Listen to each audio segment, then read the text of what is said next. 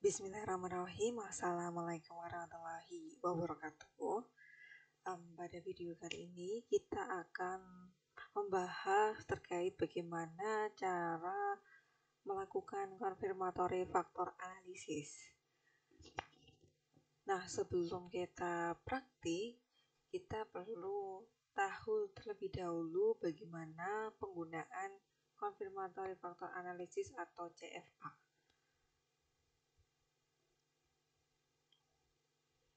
Jadi confirmatory factor analysis atau CFA ini akan berguna jika sudah ada hipotesis yang jelas tentang struktur atau dimensionalitas dari tes. Jadi teorinya itu sudah jelas apakah skala yang akan kita kembangkan atau akan kita pakai itu apakah unidimensi ataukah multidimensi. Kalaupun multidimensi, dimensinya ada 2 atau 3 itu sudah jelas. Misalnya memang teorinya memang sudah mengatakan secara jelas 2 atau 3 faktor misalnya. Nah, untuk CFA ini didesain untuk menguji dimensionalitas ketika pengembang telah memiliki ekspektasi jelas terkait jumlah faktor yang melatar belakangi item tes, hubungan antara item dan faktor, serta asosiasi antar faktor. Jadi memang sudah jelas jumlah dimensinya berapa, kemudian apakah antar faktor ini berkorelasi atau tidak, itu sudah jelas dari awal. Dan kita konfirmasi di analisis CFA apakah betul seperti itu.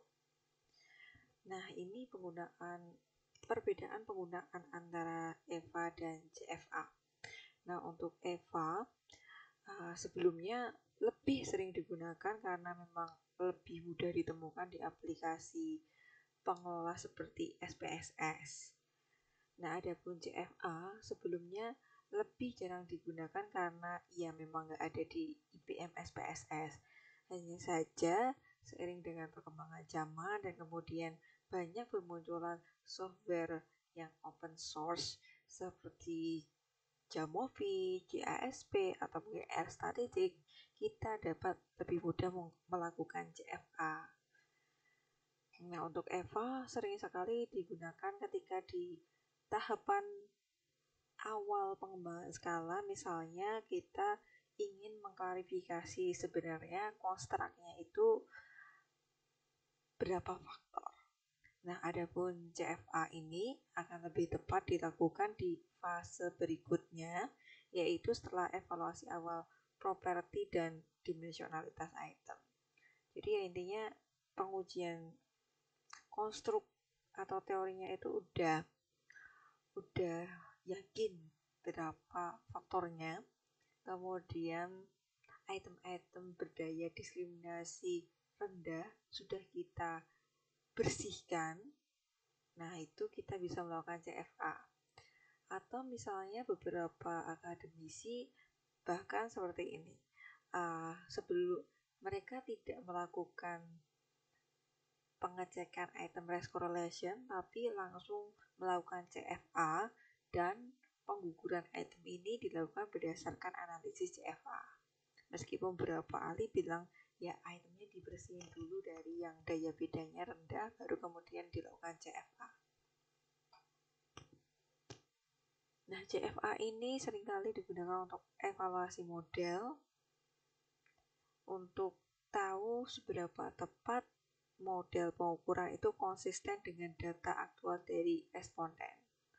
Contohnya, jika berdasar penelitian sebelumnya dan teori, suatu tes itu memiliki model unidimensional, CFA ini digunakan untuk menguji apakah betul konstruk dari skala yang dikembangkan tadi itu memang unidimensional. Nah, CFA selain itu juga bisa digunakan untuk menguji sebenarnya model mana sih yang paling tepat. Nah, terkadang suatu alat ukur itu dikembangkan oleh banyak akademisi, kemudian ketika dilakukan analisis faktor, jumlah faktor yang terbentuk itu bisa berbeda-beda antara peneliti satu dan peneliti lain. Nah, kemudian mana nih yang paling tepat? Apakah misalnya model 1, 2, atau 3 faktor. Nah, untuk tahu yang paling tepat, kita bisa menggunakan CFA ini. Sebelum melakukan CFA, kita perlu yang pertama tahu terlebih dahulu konstruk dari tes yang akan diuji itu seperti apa. Hal ini terkait jumlah, dimensi, atau faktor yang melatar belakangi skala seperti apa. Yang kedua, tentunya kita perlu punya data. Nah, data yang direkomendasikan untuk melakukan CFA ini minimal 200.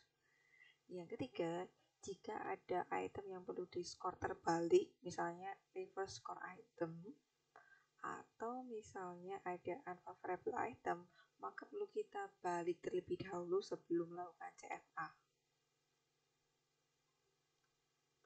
Nah, CFA ini nanti melakukan pengujian apakah model yang dipropos ini sesuai dengan data aktual. Nah, untuk tahu ketepatan model, kita bisa melihat dari indeks fit yang nanti dihasilkan dari analisis. Nah, sebenarnya indeks fit itu ada banyak sekali. Hanya saja kita sebenarnya nggak perlu menggunakan semuanya.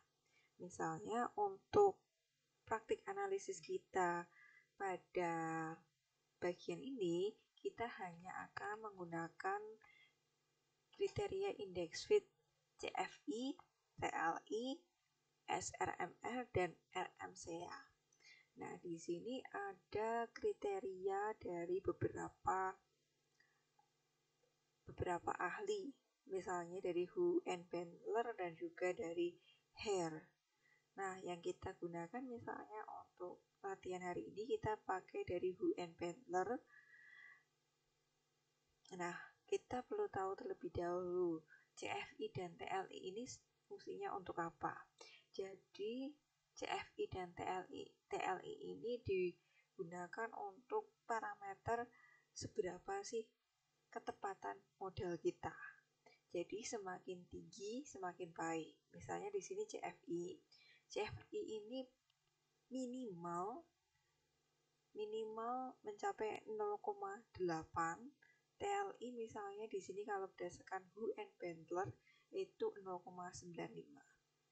Nah, adapun SRMR dan RMC ini mengindikasikan error yang mungkin terjadi pada model kita. Jadi, semakin rendah SRMR dan RMCA itu sangat disarankan. Misalnya di sini SRMR itu harus kurang dari 0,09, adapun RMCA yang baik adalah kurang dari 0,05 atau moderate 0,05 sampai 0,1 itu masih diperbolehkan. Nah, kita pakai 4 indeks fit ini saja berdasarkan Hu and Bandler. Nah, selain CFI, TLI, SRMR, dan RMCA, ada beberapa kriteria indeks fit lainnya. Misalnya ada chi-square per degree of freedom. Hanya saja kenapa di latihan ini kita tidak pakai chi-square, karena chi-square ini biasanya sensitif terhadap jumlah subjek. Biasanya kalau jumlah subjeknya itu banyak, biasanya hasilnya bahkan mungkin menjadi tidak signifikan. Jadi beberapa ahli menyarankan kalau memang jumlah subjeknya sudah besar, kita tidak perlu untuk membaca chi-square dan juga p-value.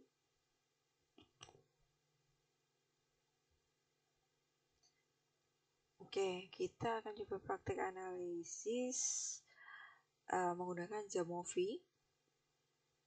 Kita akan melakukan analisis pada data Indonesian version of IWBQ, Individual Work Performance Questionnaire. Di sini nanti datanya terdiri dari 609 subjek. Data bisa teman-teman unduh di website berikut ini. Nah, kita akan melakukan CFA untuk menguji apakah versi Indonesia dari individual work performance ini memiliki struktur 3 faktor seperti blueprint IWPK ASLE. Jadi blueprintnya seperti ini. Jadi individual work performance itu terdiri dari 3 dimensi. Yang pertama task performance, itu itemnya dari nomor 1 sampai 5. Yang kedua contextual performance, itu terdiri dari item 6 sampai 13. Yang ketiga counterproductive work behavior, terdiri dari item 14 sampai 18. Nah, ini panduan dari blueprintnya. Nah, kita cek menggunakan Jamovi. Kita buka Jamovi.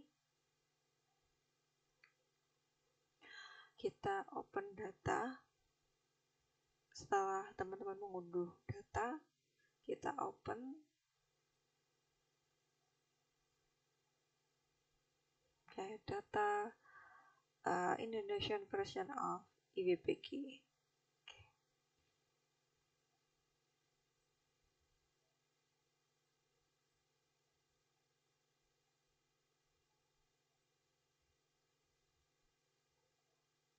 Oke, datanya sebagai berikut. Nah, untuk melakukan CFA, teman-teman bisa klik faktor, kemudian confirmatory factor analysis.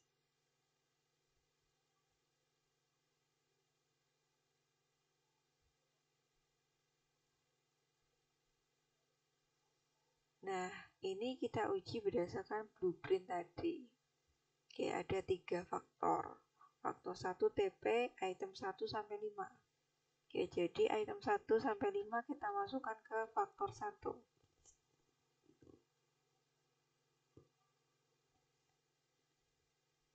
Kemudian kita klik add new factor, yaitu faktor 2, di mana faktor 2 tadi adalah dimensi CP, item 6 sampai 13. Kita masukkan item 6 sampai 13 ke faktor 2.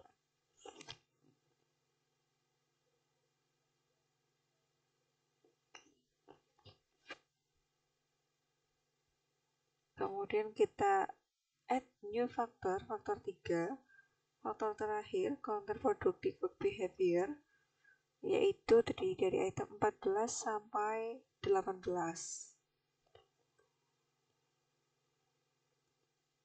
Oke, kita masukkan ke faktor 3.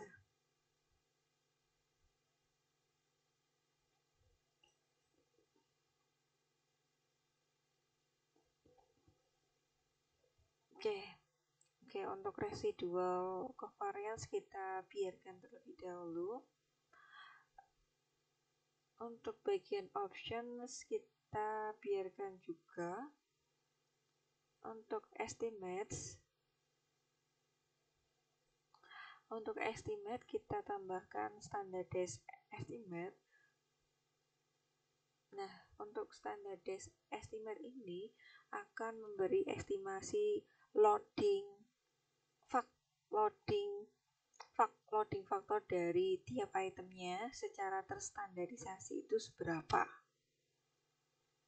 Kemudian model fitnya kita biarkan pakai chi-square test, CFI comparative fit index, TLI Tucker Risk Index, RMCA dan SRMR.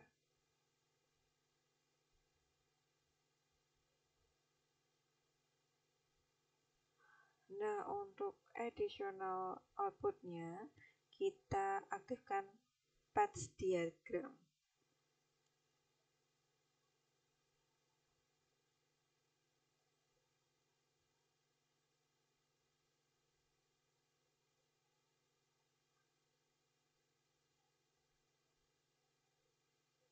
Ini kita pakai keseluruhan data. Jadi semua data kita pakai.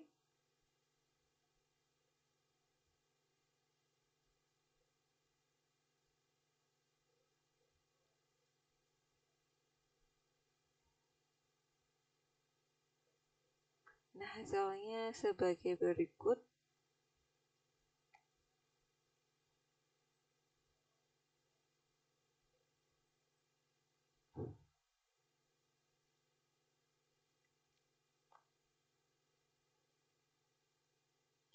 Yang pertama faktor loadings.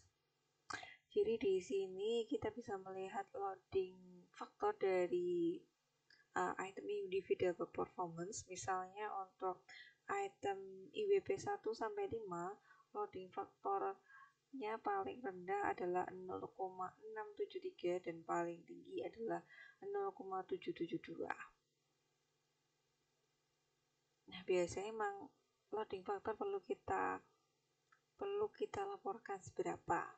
Nah, untuk item IWP 6 sampai 13 di faktor 2, nah itu paling rendah 0,538 dan tertinggi adalah 0,745. Kemudian untuk faktor 3, nah loading faktor terendah ada di item IWP 14 0,547 sampai paling tinggi di IWP 16 0,789. Nah, ini kita lewatin saja.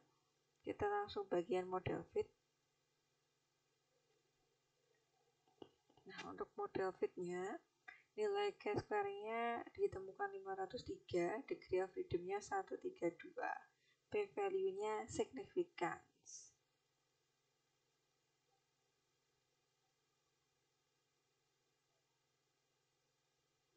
Nah, hanya saja karena subjek di data yang kita teliti ini 609 itu termasuk subjek yang besar, kita tidak perlu membaca bagian ini karena biasanya chi-square itu sensitif terhadap jumlah sampel. Jika sampelnya banyak, kita boleh mengabaikan ini, jadi kita bisa langsung melihat di indeks CFI, TLI, SRMR, dan RMCA. Nah, kita lihat untuk comparative fit index-nya sebesar 0,916. Nah, kriteria untuk CFI itu minimal 0,8.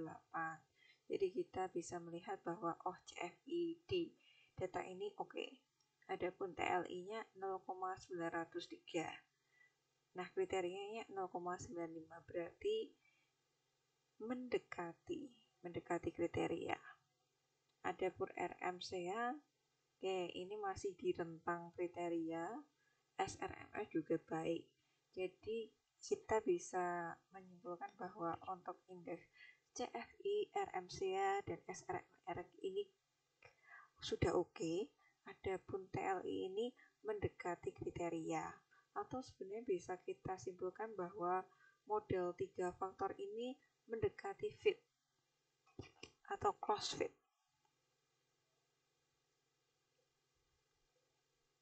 Ya, mendekati fit.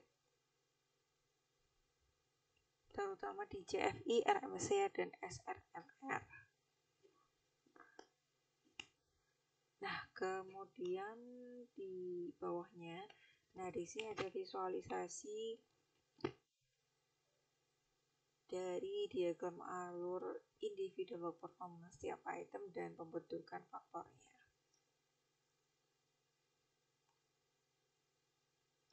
Nah, sebenarnya kita juga bisa meningkatkan model kita, yaitu dengan melihat di bagian residual